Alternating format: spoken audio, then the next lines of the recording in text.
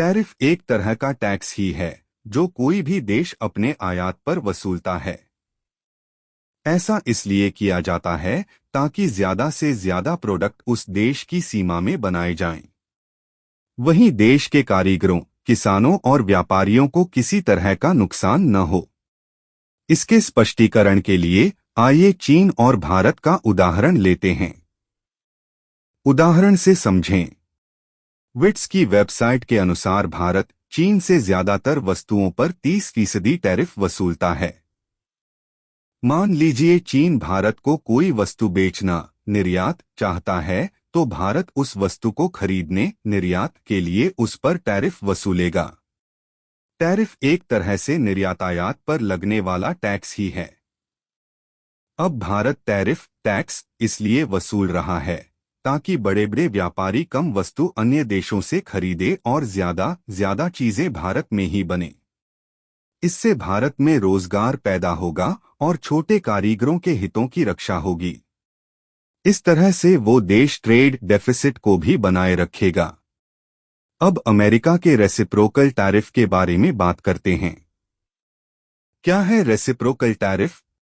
America के राष्ट्रपति का कहना है कि कई देश उनसे कई गुना तक टैरिफ वसूलते हैं। उन्होंने मीडिया में एक बयान में भारत की ज्यादा टैरिफ लेने पर आलोचना की थी। डोनाल्ड ट्रंप की माने तो उन देशों पर ये रेसिप्रोकल टैरिफ लगाया गया है जो उनसे लंबे समय से अधिक मात्रा में टैरिफ वसूल रहे हैं। रेसिप्रोकल टैरिफ इसलिए क्योंकि ये एक तरह से सामने वाले देश के टैरिफ के बदले टैरिफ है। ऐसे भी समझ सकते हैं कि टैक्स के बदले टैक्स। क्या होता है एफटीए? अब आपने फ्री ट्रेड एग्रीमेंट का नाम तो सुना होगा। फ्री ट्रेड एग्रीमेंट का अर्थ है कि जो भी देश इस एग्रीमेंट के तहत हस्ताक्षर करेंगे वे एक दूसरे से ट्रेड करने पर किसी भी तरह टैक्स नहीं वसूलेंगे। हाल ही में इंडिया और ब्रिटेन के बीच फ्री ट्रेड एग्रीमेंट को लेकर चर्चा में आया था। अगर भारत सरकार इस प्रस्ताव को मंजूरी दे देती है तो यह अमेरिका के खिलाफ पहला बड़ा कदम होगा। ट्रंप ने 31 जुलाई को भारत से आने वाले सभी सामानों पर 25% टैक्स लगा दिया था। इसके बाद 6 अगस्त को रूस से तेल खरीदने के कारण भी अमेरिका ने भारत पर कुछ पाबंदियां लगाईं और टैरिफ को बढ़ाकर 50% कर दिया था। स्टील और एल्यूमीनियम पर टैक्स का विवाद फरवरी से चल रहा है। तब ट्रंप सरकार ने इन धातुओं पर 25% टैक्स लगाया था। जून में इस टैक्स को बढ़ाकर 50% कर दिया गया। इससे भारत के लगभग 7.6 अरब डॉलर के निर्यात पर असर पड़ा है।